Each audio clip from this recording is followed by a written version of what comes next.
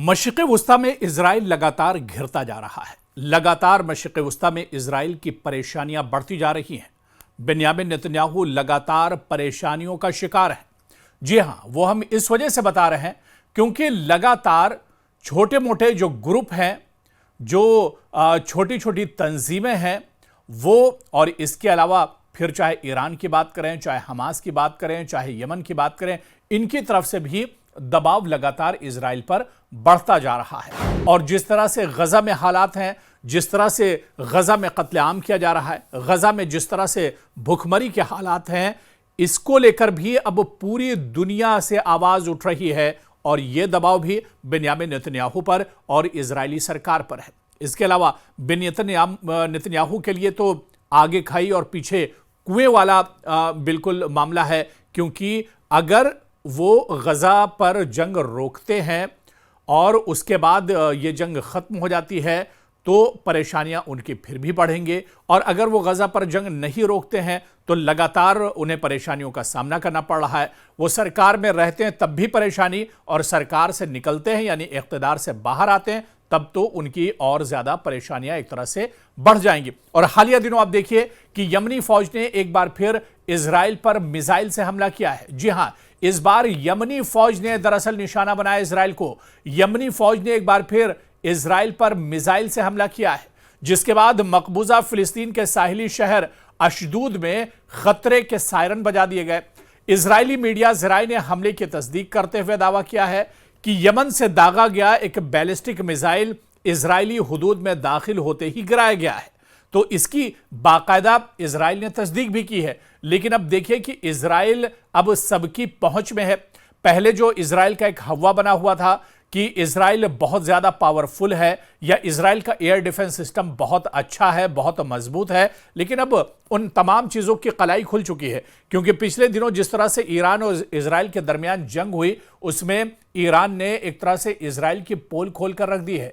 Israel के air defence system की जो सच्चाई है वो दुनिया के सामने एक तरह से आ गई है। जिस तरह से ईरान ने इजराइल के अंदर तबाही मचाई थी, जिस तरह से ईरान की जंग से इजराइल परेशान हो गया था, बेन्यामिन नेतन्याहू मुश्किलों में घिर गए थे, ऐसे में अब ईरान ने इजराइल की सच्चाई एक तरह से खोल दी है। और यही वजह है कि अब देखिए यमन की तरफ से बैलिस्टिक मिसाइल हमला इजराइल पर किया गया है, जो इजराइल के हुदूद में दरअसल जाकर गिरा है। और यही वजह है कि इजराइल की परेशानी बढ़ गई है। आप देखिए कि अल जजीरा टीवी के मुताबिक अशदूद के मशरिकी इलाके में अचानक मिसाइल हमले के बाद शहरियों को पनाहगाहों में मुंतकिल होने की हिदायत जारी की गई। लगातार सायरन बजने लगे। इजरायली फौज ने इब्तिदाई तौर पर नुकसान की तफसील बताने से गुरेज किया है। देखिए, नुकसान भी बड़े पैमाने पर हुआ है, लेकिन अभी आईडीएफ इस नुकसान को नहीं बता रहा है। अभी इजराइल की तरफ से इस नुकसान को जाहिर नहीं किया गया है कि कितने बड़े पैमाने पर नुकसान हुआ है, कितना बड़ा जानी नुकसान हुआ और माली नुकसान कितना बड़ा हुआ है।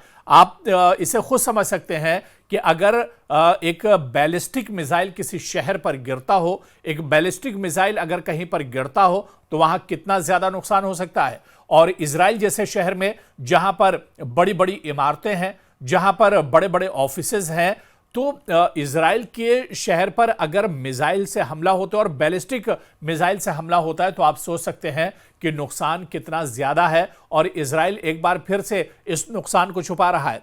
जब ईरान और इजराइल के दरमियान जंग हुई थी, उस वक्त भी इजराइल अपनी नाकामियों को छुपा रहा था, अपनी बर्बादी और अपने नुकसान को छुपा रहा था। अब एक बार जब यमन की तरफ से बैलिस्टिक मिसाइल दागा गया है, जो इजराइल के अंदर जाकर गिरा है, हालांकि इजराइल कह रहा है कि उसने इस मिसाइल को एक तरह से मार गिराया है, लेकिन इजराइल ये भी कह रहा है कि नुकसान हुआ है, और कितना नुकसान हुआ है ये चीज नहीं बताया जा रहा है इजराइल की तरफ से।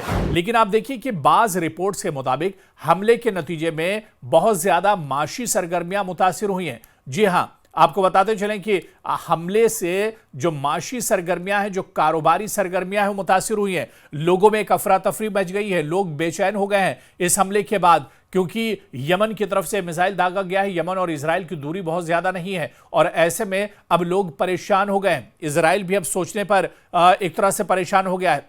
आपको बताते चलें कि इजराइल की जानिब से गजा पर जारी हमलों के बाद यमन की मुसल्लह अफवाज ने फिलिस्तीनी अवाम से इजहार यकजहती के तौर पर इजराइल पर मिसाइल हमले शुरू कर रखे हैं। लगातार इस तरह के हमले मिसाइल पर किए जा रहे हैं और इन हमलों के नतीजे में इजरायली मईशत को, इजरायली बिजनेस और कारोबार को शदीद धचका पहुंचा है और तिजारती जो सरगर्मियां हैं मफलूज होकर रह गई हैं। लोग परेशान हैं। इसी वजह से चाहे मार्केट हो, चाहे बाजार का एरिया हो, यहां पर अब एक बेचैनी से रहती है इजराइल के अंदर कि कब कौन सा मिसाइल आकर गिरेगा, कब कहां से कोई रॉकेट आकर गिरेगा। और ऐसे में लोग परेशान हैं और खासतौर से जो बिजनेस पेशा जो तबका है वो बहुत ज्यादा परेशान है, क्योंकि इन हमलों से कारोबार बहुत बुरी तरह से मुतासिर होकर रह गया इजराइल के अंदर।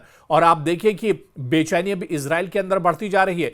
गजा पर जिस तरह से हमले हो रहे हैं, इजराइल गजा पर जिस तरह से हमला कर रहा है, ऐसे में पिछले दिनों जिस तरह से हमने दिखाया था कि गजा के इन हमलों को लेकर तल अबीब की बात करें या हुमा की बात करें, इन इलाकों में गजा के इजराइल के अंदर ही गजा के हमलों को लेकर आवाज उठाई गई थी। यानी इजराइल के अवाम इजराइल के खिलाफ इजराइल के अंदर ही लगातार आवाज उठा रहे हैं जिस तरह से गजा पर जुल्म किया जा रहा है। और अब यमन ने एक बार अटैक करके यह कह दिया कि जब तक गजा पर इजराइल हमले नहीं रोकेगा तब तक यमन इजराइल को निशाना बनाता रहेगा।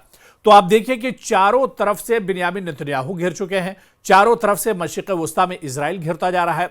चाहे हमास की बात करें, हमास के जितने सिक्योरिटी विंग हैं, चाहे अल-क़साम की बात करें या दूसरी जो विंग है, वो हमास की विंग लगातार इजराइल को निशाना बनाती रहती है। जब भी मौका मिलता है तो इजराइल को नुकसान पहुंचाने की पूरी कोशिश हमास की तरफ से की जाती है, हमास के लड़ाकों की तरफ से। और इनका भी यही मुतालबा है कि गजा से जल्द इजराइल वापस जाना चाहिए, गजा को खाली किया जाए, गजा में जिस तरह का कत्लेआम हो रहा है इस कत्लेआम को रोका जाए। तो एक तरफ हमास और उसकी सिक्योरिटी फोर्सेस, दूसरी तरफ आप देखिए कि हूसी जो लड़ाके हैं वो लगातार इजराइल के नाक में दम किए हुए हैं। चाहे रेड सी की बात करें या इजराइल के अंदरूनी जो इलाके हैं वहां पर मिसाइल और ड्रोन के जरिए से ये हमले कर रहे हैं। पिछले दिनों बेन गोरियन एयरपोर्ट पर भी हूसियों ने हमला किया था और इसके अलावा तल अबीब में जो बंदरगाही इलाका है वहां पर भी हूसियों ने अटैक किया था। तो लगातार जो परेशानियां हैं वो इजराइल की बढ़ती जा रही हैं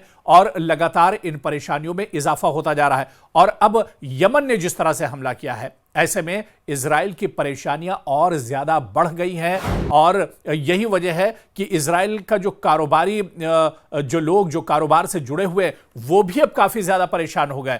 यमन जिस तरह से यमन की तरह से अटैक किया गया और यमन से यह भी कहा गया पिछले दिनों जिस तरह से हूसियों ने कहा था कि अगर गजा पर हमले नहीं रुकेंगे तो वो अटैक जारी रखेगा, वो इस तरह के हमले करते रहेगा। ठीक उसी तरह से यमन ने भी कहा है, हमास ने भी यही बात कही है, ईरान भी दूसरी तरफ अलर्ट है और पूरी तैयारी के साथ बैठा हुआ है। तो यही वजह है कि परेशानियां भी इजराइल की लगातार बढ़ती जा रही हैं और एक के बाद आप एक देखिए कि किस तरह से उसकी परेशानी बढ़ रही है।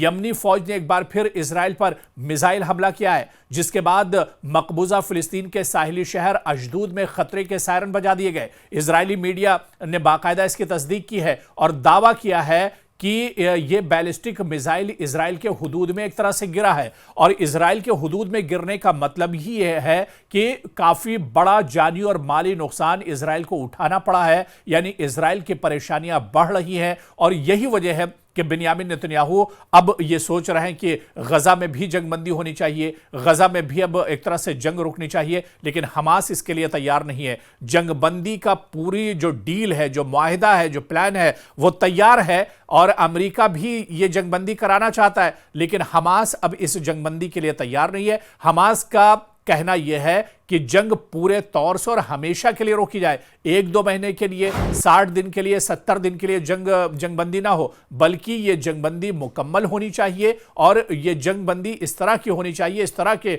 शराइत होने चाहिए कि इजराइल दोबारा से इस तरह की नापाक हरकत ना करने पाए। तो अब जंग इजराइल रोकना चाह रहा है, लेकिन हमास अब उस जंग में अपनी शर्तों के साथ एक तरह से आया है और अब गेंद हमास के पाले में है। लेकिन परेशानियां इजराइल की बढ़ती जा रही हैं और और इसी वजह से अब इजराइल मशरिक़ वस्ता में और ज़्यादा जंगें नहीं चाहता है और इजराइल चाहता है कि अब उसे कुछ और वक्त मिलना चाहिए। उसके जो फौजी हैं वो अब एक तरह से थक चुके हैं, आईडीएफ के जो जवान हैं वो अब एक तरह से परेशान हैं और वो चाहते हैं कि अब हालात सुधरने चाहिए और मशरिक़ वस्ता में अब जंगबंदी का जो दौर है वो ख़त्म होना चाहिए।